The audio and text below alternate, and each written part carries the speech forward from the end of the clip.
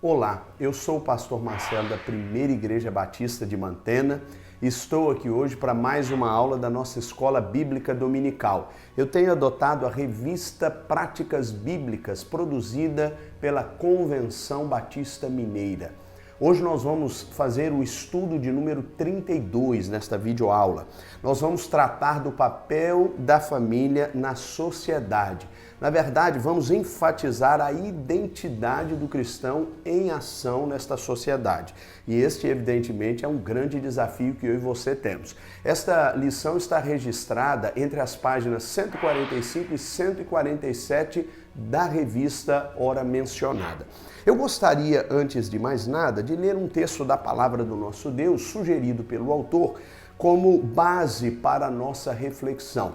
Esse texto está em Colossenses capítulo 1, uma carta escrita pelo apóstolo Paulo à igreja de Colossos, a partir do versículo 24 até o versículo 29.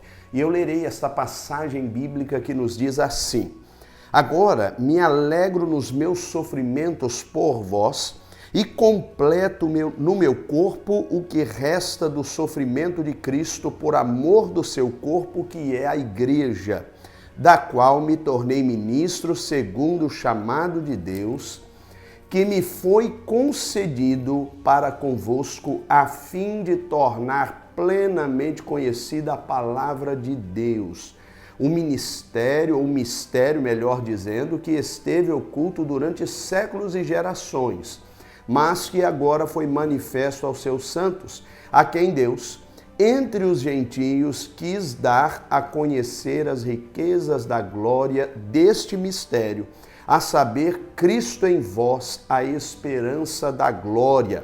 A ele anunciamos, aconselhando e ensinando todo o homem com toda a sabedoria, para que apresentemos todo o homem perfeito em Cristo.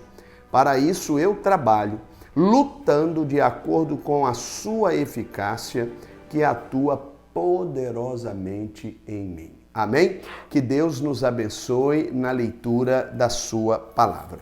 A carta escrita pelo apóstolo Paulo à igreja de Colossos é uma carta escrita a uma igreja que precisava, evidentemente, entender que o Evangelho de Jesus Cristo não acontecia em vão na história da humanidade. E Paulo já começa essa carta dizendo dos sofrimentos que enfrentava, as razões pelas quais ele enfrentava esse sofrimento, isto é, porque era um ministro de Deus que estava aqui a serviço de Cristo Jesus para aconselhar, ensinar e transformar o ser humano de tal maneira que ele fosse aperfeiçoado por este evangelho que começa em Cristo, que é de Cristo e que vai terminar no próprio Cristo. Então, o papel da igreja nesta sociedade é algo de suma importância. Nós não podemos nos eximir de nossa responsabilidade. E a família pode ajudar tremendamente nesta missão, nesta tarefa que a igreja assume enquanto serva de Jesus nesta sociedade contemporânea. Por falar em sociedade contemporânea, eu queria fazer uma afirmação que acredito já ser do seu conhecimento. O mundo em que eu e você vivemos é um mundo globalizado. Isto significa dizer que tudo o que acontece nele tem interferência direta em nós. Então, o que acontece neste mundo nos afeta diretamente. Vide Covid-19, né? Este vírus denominado coronavírus, que tem, infelizmente, afetado o mundo inteiro. E de uma maneira globalizada, eu poderia dizer de uma maneira global, todo ser humano, direta ou indiretamente, foi afetado por este vírus. Ainda que não tenha sido por ele contaminado, é bom que se diga. A igreja, inclusive, foi afetada, precisou se reorganizar, se ajustar para esta nova realidade com a qual está lidando. Nós precisamos nos reinventar. E isso, evidentemente, nos mostra o quanto este mundo, de alguma maneira, está interferindo na nossa existência. Logo, eu e você precisamos compreender o quanto este mundo tem um papel fundamental em nossa existência. Mas eu queria destacar que a dinâmica que a igreja, e eu e você somos a igreja de Cristo nessa terra, precisa assumir é a dinâmica inversa, isto é, a de que eu e você precisamos afetar este mundo, isto é, transformá-lo, como diz o próprio apóstolo Paulo, porém aos Romanos, no capítulo 12, pela renovação do nosso entendimento, por aquilo que eu e você compreendemos a respeito da vontade, do amor de Deus para o ser humano. E isto pode acontecer pela família, aliás, deve acontecer pelo poder da família. Eu e você precisamos de antemão saber que existe uma engrenagem social e nós não podemos fugir desta engrenagem. Nós somos parte integrante desta engrenagem social. Isso significa dizer que nós estamos o tempo inteiro estabelecendo com esta sociedade um trabalho fundamental.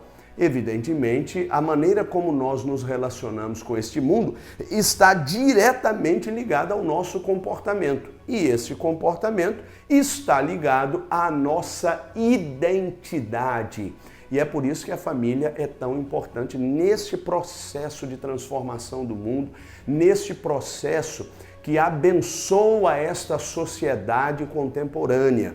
A igreja, neste tempo, precisa se fazer presente, precisa marcar território e precisa fazer diferença nesta sociedade, abençoando-a tremendamente. Eu e você não podemos fugir desta realidade. Sem mais delongas, eu queria me valer aqui dos tópicos que são indicados, preceituados pelo autor da lição, o pastor Scioli, e o primeiro deles indica cidadão de duas pátrias. O que o pastor Scioli propõe nesta passagem é que eu e você precisamos entender de uma vez por todas que, embora estejamos neste mundo, nós não somos deste mundo. Nós somos, na verdade, integrantes de duas pátrias. É como se tivéssemos dupla cidadania, neste caso uma terrena e outra celestial. Aliás, Jesus Cristo tem essa preocupação com relação à dupla cidadania do ser humano que serve a Deus. Ele diz no Evangelho de João, no capítulo 17, em uma oração que ficou conhecida como oração sacerdotal, que estava preocupado e por isso intercedia junto ao Pai por nós, servos que têm o compromisso de andar na sua presença. E Jesus diz ali: Pai, eu não peço que os livre do mundo, que os tire do mundo, mas que os livre do mal que há no mundo. Interessante que Jesus tinha plena consciência de que nós viveríamos neste mundo, mas precisaríamos, evidentemente, ter os nossos olhos na eternidade. É por isso que eu quero declarar a você, sem medo de errar, que nós não podemos nos desconectar desta realidade terrena. Mas, ao mesmo tempo, nós precisamos ter os nossos olhos fitos nos céus. Isto é, nós precisamos nos envolver com aquilo que acontece nesta sociedade contemporânea, naquilo que eu e você estamos inseridos enquanto seres humanos, nesta engrenagem social, mas nós não podemos nos esquecer de que nós temos uma pátria celestial que nos aguarda na eternidade. Então, tudo o que fazemos, tudo que nos propusemos a fazer até aqui e tudo o que vamos fazer daqui por diante, precisa ser para abençoar esta sociedade, para transformá-la, mas sempre com os olhos voltados para a nossa eternidade com Cristo Jesus. Isso é o que significa ter duas pátrias, ou ser cidadão de duas pátrias. E eu e você precisamos guardar isso em nosso coração. Eu queria chamar a sua atenção para o fato de que só há uma maneira de transformar esta sociedade com os olhos na eternidade. Eu e você precisamos gerar famílias fortes. Na medida que geramos famílias fortes, nós damos à sociedade as melhores condições, as melhores referências. Eu me lembro de uma pergunta que fora feita a um filósofo há algum tempo atrás, e esta pergunta foi bastante interessante. Ele foi perguntado assim: que mundo você gostaria de deixar para os seus filhos? E a resposta deste filósofo é fantástica. Ele diz: não estou tão preocupado em deixar um mundo para os meus filhos. A minha maior preocupação é com os filhos que vou deixar para o mundo. Interessantíssima esta afirmação, porque ele não estava dizendo com isso que ele ignorava a sua responsabilidade ambiental, mas ele estava preocupado mesmo com sua responsabilidade comportamental. E nós só podemos transformar esta sociedade se nós gerarmos família forte ou famílias fortes. A sua família precisa ser capaz de enfrentar os desafios desse mundo. Precisa ser capaz de enfrentar os desafios dos vícios. Precisa ser capaz de enfrentar os desafios do pecado. Precisa ser capaz de enfrentar os desafios emocionais. Precisa ser capaz de enfrentar os desafios espirituais. Então nós precisamos gerar uma família forte. E é essa tese que eu quero defender nesse estudo. E para tanto, eu me valho do Salmo de número 127. Este salmo, que é um cântico de Salomão, que era filho de Davi, ele traz aqui algumas expressões fantásticas. Ele diz assim: se o Senhor não edificar a casa, em vão trabalham os que a edificam. Se o Senhor não proteger a cidade, em vão vigia a sentinela. Inútil vos será levantar de madrugada, repousar tarde, comer o pão de dores, pois ele sempre o supre aos seus amados enquanto dormem. Os filhos são herança do Senhor, e o fruto do ventre é a sua recompensa. Como flechas na mão de um guerreiro, assim são os filhos da mocidade. Bem-aventurado o homem que com eles enche sua aljava. Quando enfrentarem os inimigos, nunca estarão sozinhos numa disputa e não serão envergonhados. A Bíblia nos ajuda a entender como podemos gerar uma família forte neste mundo contemporâneo e assim trabalhá-lo, transformá-lo pela renovação da mente que há em nós. Este texto nos apresenta duas analogias e eu gostaria de discuti-las com você, naturalmente em breves palavras, mas acredito que refletir sobre essas duas analogias propostas, especialmente nesse texto bíblico, sobre a nossa família, sobre os nossos filhos, é o mesmo que dar a você ferramentas para gerar uma família forte dentro da sua casa, de tal forma que você possa gerar na sociedade na qual você está inserido, e evidentemente a sua família inteira está inserida, as melhores e mais importantes preciosidades do Evangelho de Jesus Cristo. Eu queria fazer aqui, então, dois destaques. São as duas analogias propostas por Salomão. A primeira delas é a expressão herança. Salomão compara os nossos filhos à herança. Você sabe que se você pensar numa herança, vai concluir que a herança é aquilo que nós recebemos de uma geração para outra, né? Então, evidentemente, não há grande esforço para ganhar aquela riqueza, mas ela é transferida de uma geração para outra. É assim que funciona o conceito de herança. E a Bíblia está dizendo que os filhos, eles devem receber de seus pais e das gerações que os antecederam toda a riqueza que pode transformar a sua condição de vida. Evidentemente, Salomão não está falando propriamente de riquezas materiais, mas está se referindo a riquezas emocionais. Está se referindo a riquezas espirituais, sobretudo. E você sabe que quando nós não cuidamos bem da herança, nós infelizmente perdemos. E muitos filhos perdem sua herança porque estes filhos não sabem o custo que se pagou para ter aquela riqueza. Então, assim, você como pai, você como mãe, deve saber que você é responsável por cuidar dos seus filhos. Caso contrário, a exemplo de uma herança mal administrada, você os perderá para a vida.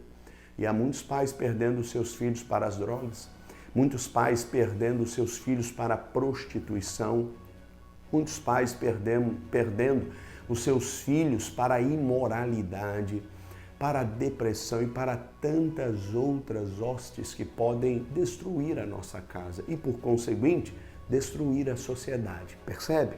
Eu queria falar agora da segunda analogia que o texto nos apresenta.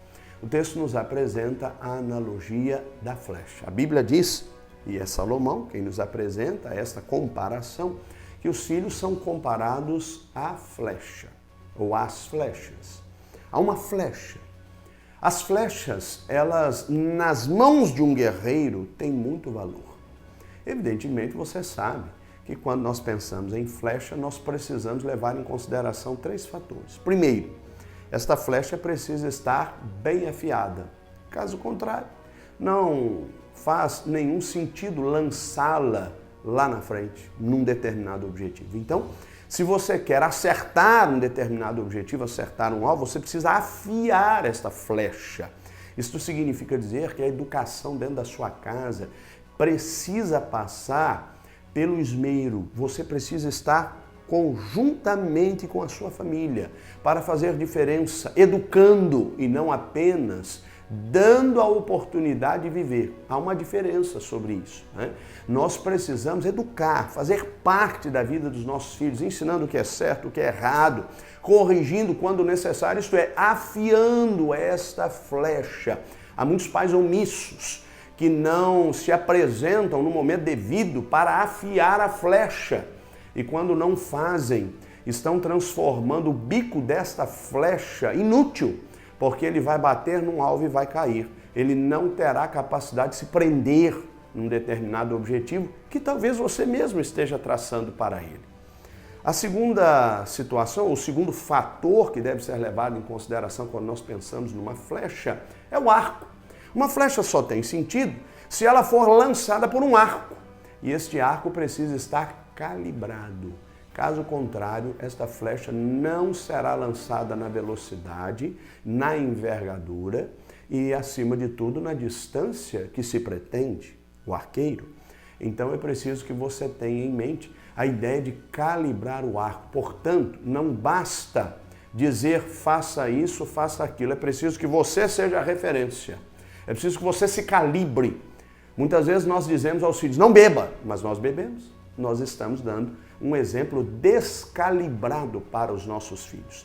Muitas vezes nós dizemos, não xingue, mas nós xingamos. Muitas vezes nós dizemos, vamos à igreja, mas nós não estamos interessados em ser a igreja dentro de casa. Então preste atenção, você quer transformar o mundo através da sua família e este é o caminho mais fácil para abençoar esta sociedade? Você precisa verdadeiramente calibrar o arco, isto é, você precisa estar no altar de Deus para mudar a sua vida e assim ter referência, autoridade para mudar a história dos seus filhos. Terceiro fator, quando nós pensamos em flecha, é a ideia do alvo definido.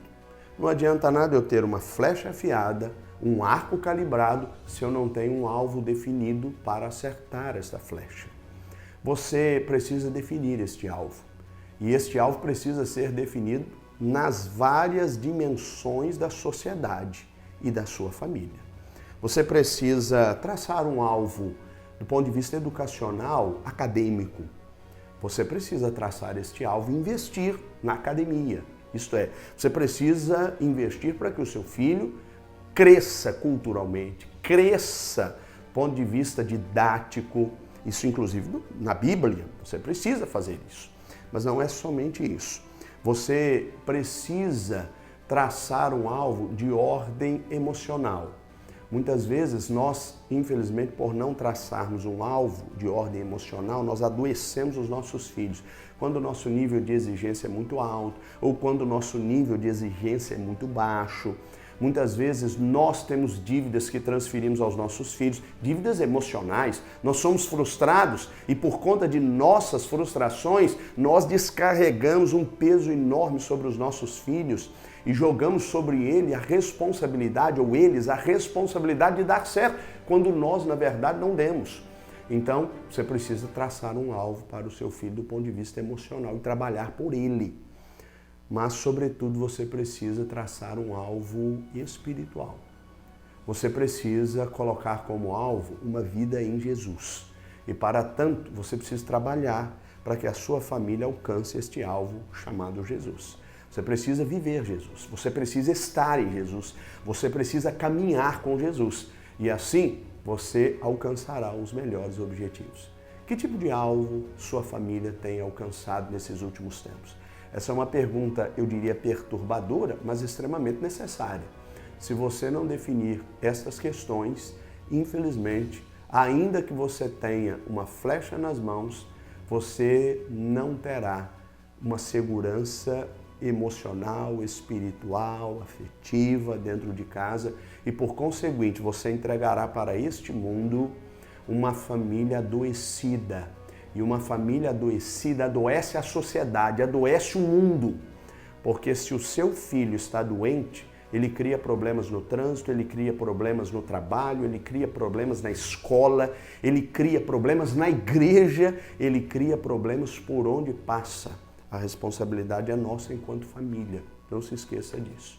Eu queria, inclusive, apresentar a você alguns dados importantes que foram divulgados numa pesquisa em 2018. Esta pesquisa, na verdade, ela foi publicada em 2018, ela vem assinada pelo Departamento de Saúde Pública da Universidade de Harvard, que é uma das mais conceituadas do mundo. E este Departamento de Saúde Pública, que trabalha sobretudo com sociologia, trouxe algumas informações importantes. E a primeira informação que eu quero destacar aqui é a de que essa pesquisa aponta para o fato de que filhos que tiveram uma educação religiosa tem maior chance de desenvolver atitudes positivas na vida. Vou repetir isso.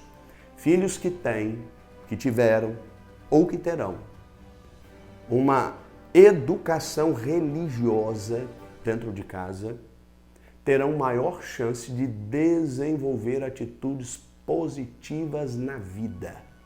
Isso é fantástico. E aí eu queria pedir a sua licença para informar alguns dados. Esta pesquisa foi feita com cerca de 5.000 crianças. Esta amostra ela está em 5.000 crianças que foram acompanhadas, naturalmente, com o consentimento de seus pais ao longo de 14 anos. E o término dessa pesquisa foi entre o ano 2017 e 2018 e ela foi publicada em 2018, como já mencionei. Impressionante o que esses dados apontam. Preste atenção.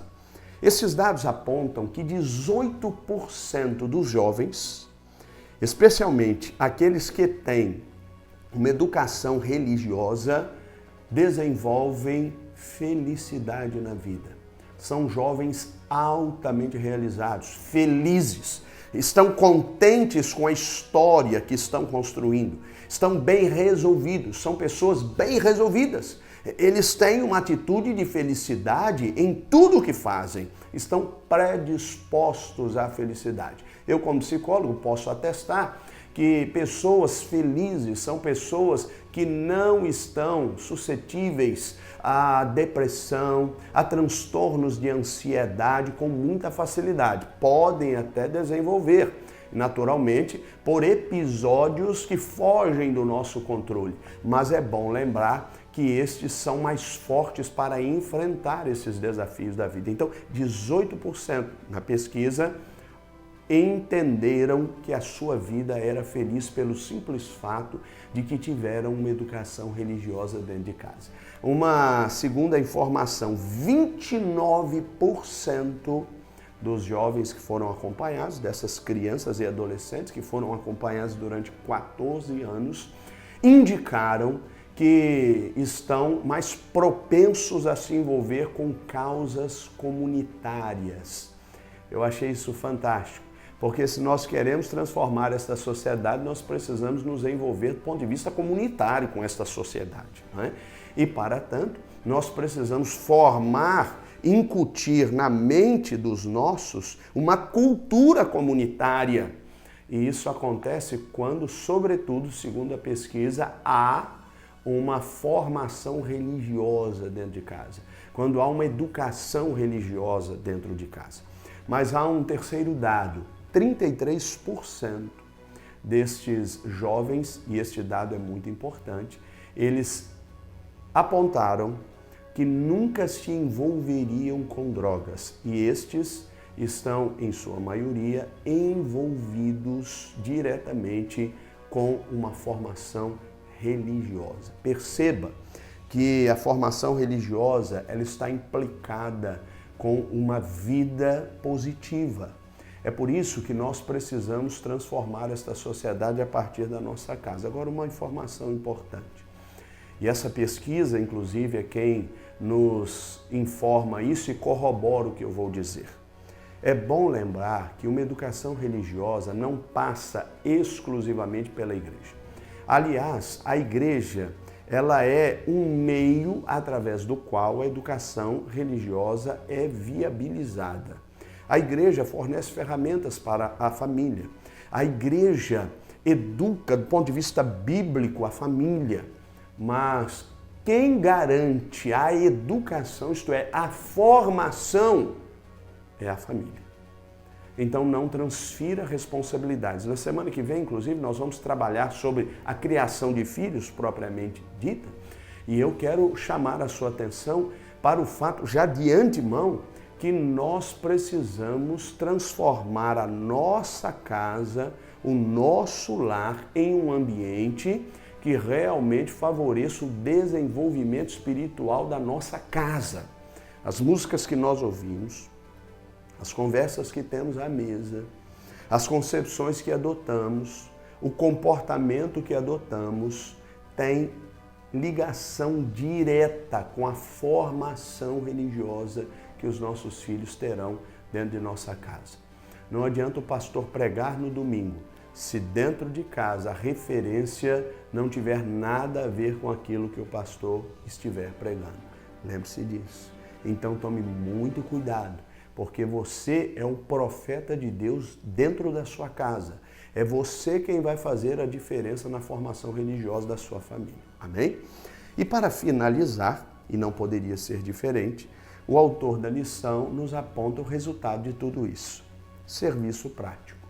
O que ele está nos desafiando a entender aqui é que eu e você precisamos compreender que nada disso tem sentido se eu e você não transformarmos isso em ação prática na sociedade em que estamos inseridos. Quando Tiago escreveu sua carta, ele teve uma grande preocupação em relação à fé acompanhada das obras. Evidentemente, ele estava trabalhando a ideia de que as nossas obras, elas, embora não tenham, como diz o apóstolo Paulo aos Efésios, no capítulo 2, versículos 8 e 9, o poder de nos salvar, elas têm o poder de confirmar a fé que nós temos em Cristo Jesus e, portanto, a salvação que dele recebemos. E ele diz, no capítulo 4, mais especificamente no versículo 17, o seguinte: portanto, aquele que sabe que deve fazer o bem e não faz, comete pecado.